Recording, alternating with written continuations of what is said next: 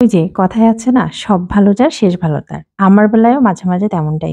সকালের ১ম দিনটা ডায়েট দিয়ে শুরু করলেও মাঝে, মাঝে অগোছালো হয়ে যায় জীবনটা।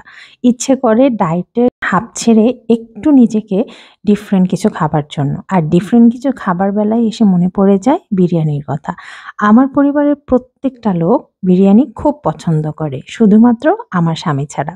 আমার হাসব্যান্ড ছাড়া আমরা মোটামুটি সবাই বিরিয়ানি খেতে এত বেশি ভালোবাসলেও বিরিয়ানি জিনিসটা আমার হাসব্যান্ড যখন বাসায় থাকে না, তখনই আমার রান্না করতে হয়। মাঝে, মাঝে এমন হয় যে ডায়েট করতে, করতে যখন হাঁপিয়ে যাই, ঠিক রাতের বেলাতেই আমার হঠাৎ করে ক্রেভিং হয় বিরিয়ানি খাবো। কারণ ডায়েট যারা করে তারা মাঝে, মাঝে একটু ব্রেক আসলে দেয়াই যেতে পারে। যাই হোক যেভাবে সেই কাজ ১ম এ মাংসটা ভালো করে পরিষ্কার করে এখন হচ্ছে এখানে একটু টক দই করে নিলাম। একটু দুধ আর হচ্ছে একটু লেবু দিয়ে টক দইটা আমি ১ম এ করে নিয়েছি। টক দইটা সবসময় আমার বাসায় বানানো থাকে, যেহেতু বানানো ছিল না তাই এভাবেই করে নিলাম। এরপরে হচ্ছে একটু মরিচের গুঁড়ো আর হচ্ছে আদা রসুন বাটা সবকিছু মিক্সড করে আমি হচ্ছে মাংসটা একটু ম্যারিনেট করে রাখলাম। মিনিট ৫ এক পরে হচ্ছে ভালো করে একটু বেরেস্তা রেডি করে নিচ্ছি। কারণ মাংসেটা সাধারণত পেঁয়াজটা যত বেশি ভালো হবে তত বেশি আমার কাছে মনে হয় যে মাংসের যে বিরিয়ানির যে ফ্লেভারটা সেটা অনেক বেশি ভালো আসে। তার সাথে আমি একটু ঘিও এড করে দিয়েছি। এরপরে সব মসলাগুলো ভালো করে পেঁয়াজের সাথে একদম বেরেস্তার মতো করে লাল, লাল করে ভেজে নিব। ভেজে নিয়ে তারপরে হচ্ছে আমি ম্যারিনেট করা মাংসটা দিয়ে দিলাম। আমি খুব শর্টকাট ওয়েতে রান্না করি, কারণ আমার কাছে মনে হয় যে বিরিয়ানির স্বাদটা একই থাকে। এজন্য আমার খুব বেশি ঝামেলায় যেতে পছন্দ না। আর যখন হুটহাট করে এরকম ক্রেভিংস হয় তখন কিন্তু আসলে সবকিছু মাথায়ও থাকে না। মানে কখন রান্না হবে, কখন খাবো। এই সবকিছু মিলিয়ে আজকে প্রায় বলতে পারেন আমার হাসব্যান্ড বাসায় নেই। মানে রাতের বেলায় তার ডিউটি ছিল। এইজন্য হচ্ছে মেয়ে আর আমি মিলে প্ল্যান করে এখন বিরিয়ানি রান্না করব।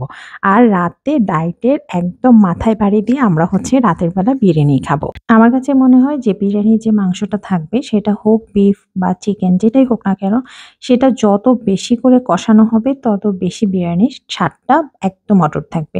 তো সেই অনুযায়ী আমি হচ্ছে একদম ভালো করে বিফটাকে কষিয়ে নিয়েছি, যেহেতু আজকে আমি বিফ বিরিয়ানি রান্না করছি। এইজন্য হচ্ছে ১ম এ খুব ভালো করে মাংসটাকে কষাতে হবে। এই যে মাংস থেকে একদম তেল যখন উপরে উঠে আসবে মানে আলাদা হয়ে যাবে, তখনই হচ্ছে আমি বিফটা ভাববো যে বিফটা একদম হয়ে গিয়েছে। তারপরে হচ্ছে আমি এটাকে একদম তুলে রাখবো। আমি আসলে বিরিয়ানি রান্না শেখানোর জন্য এখানে ভিডিও করছি না। ভিডিও করছি যে আমি কিভাবে ঘরোয়া উপায়ে রান্না করে একদম ঝামেলা ছাড়া সেইটা দেখানোর জন্য। কারণ অনেক সময় নতুন রাঁধুনি থাকে বা অনেক ভাইয়ারাও থাকে যারা হচ্ছে হুটহাট করে বিরিয়ানি ক্রেভিংস হয়। আর তারা বিরিয়ানি রান্নার এই ঝামেলা থেকে এড়ানোর জন্য তারা কিন্তু বাইরে অর্ডার করে খান। তা আমি বলব এরকম করে একবার হলেও ট্রাই করে দেখতে পারেন। আশা করছি আপনারা ইজিলি বিরিয়ানি রান্না করে বাসায় অল্প কিছুক্ষণ সময়ের মধ্যে খেতে পারবেন।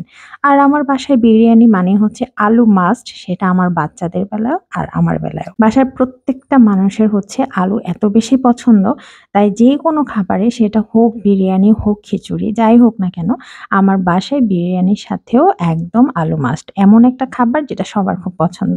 যাই হোক এখানে খুব সুন্দর করে ১ম এ আলুগুলো ভেজে নিয়েছি। তারপরে হচ্ছে পোলাও চালটা দিয়ে ভালো করে ভেজে আমি হচ্ছে বিরিয়ানির মসলাটা এখন কিছুটা দেব। আবার লাস্ট পর্যায়ে আমি কিন্তু আরো কিছুটা বিরিয়ানি মসলা দেব।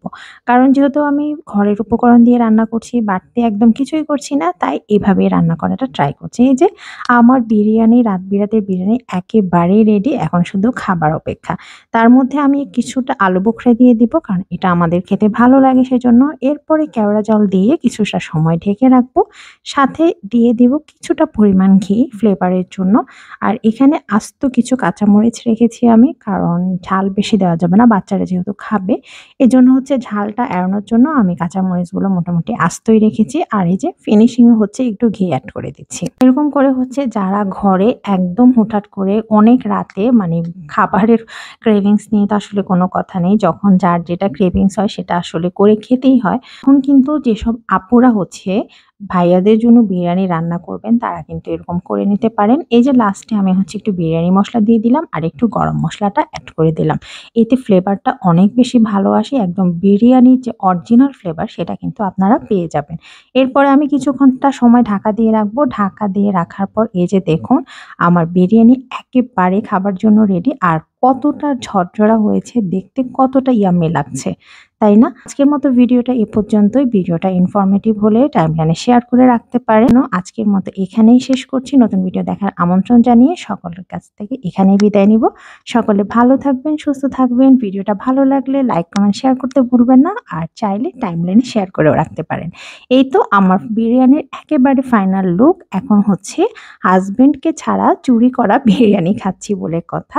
রাত বিরাতে এরকম ক্রেভিংস হলে আমার হাসব্যান্ড যখন বাসায় থাকে না, কারণ সে একেবারেই বিরিয়ানি প্রেমী নয়, তাই তাকে ছাড়াই আমাদের খেতে হবে, কিচ্ছু করার নেই। তো আজকের মতো এখানেই বিদায় নিচ্ছি। আল্লাহ হাফেজ।